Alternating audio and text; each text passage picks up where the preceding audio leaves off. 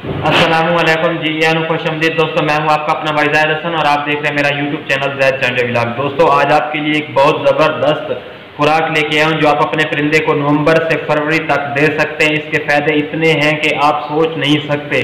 ये वाली खुराक आपने उन तितर को देनी है जो तितर ऑलरेडी कुरीज मुकम्मल कर चुका है।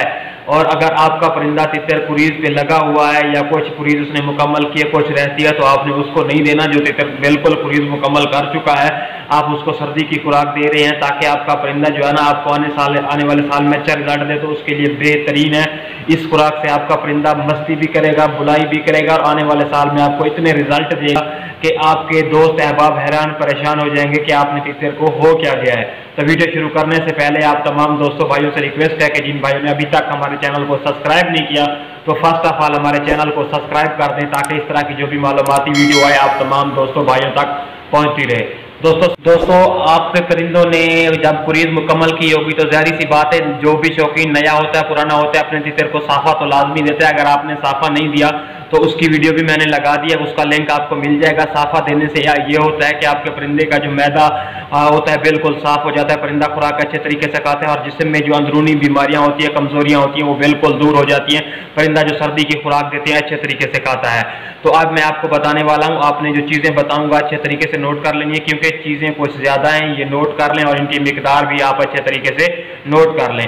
दोस्तों, सबसे पहले आपने क्या करना है, आपने 120 ग्राम, ठीक है, उसके बाद आपने ले लेने हैं 10 ग्राम पिस्ता, उसके बाद आपने लेना 10 ग्राम काजू, ठीक है, उसके बाद आपने ले लेना है 1 चुटकी चारे मगज और उसके बाद आपने लेनी है 1 चुटकी मगज खीरा, 1 चुटकी आपने लेनी है सौंफ और आपने लेने 1 सब्ज इलायची के बीज और 1 दाम के जितना मिश्री का आपने लेना है। दोस्तों, खुराक बनाने से पहले बादाम और पिस्ता को आपने क्या करना है, सुबह से भिगो के रख देना है, रात सारी यानी कि पड़ा रहे।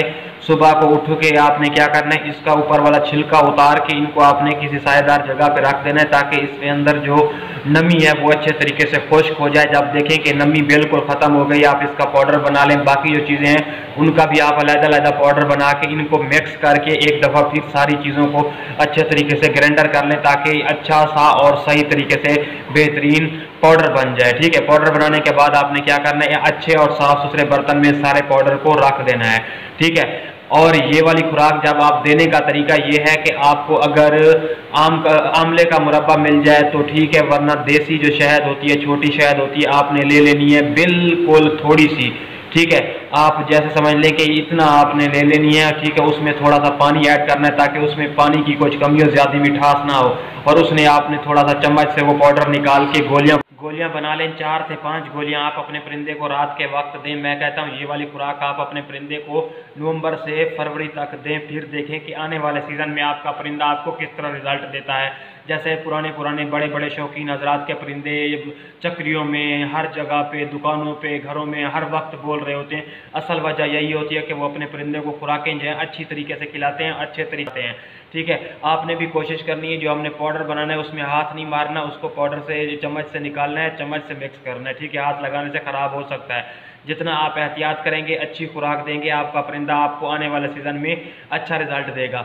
ज़ाहिर सी बात है, जब परिंदा हमें अच्छा रिजल्ट देगा तो हमारा भी हक बनता है हम भी परिंदे के लिए कुछ अच्छा करें।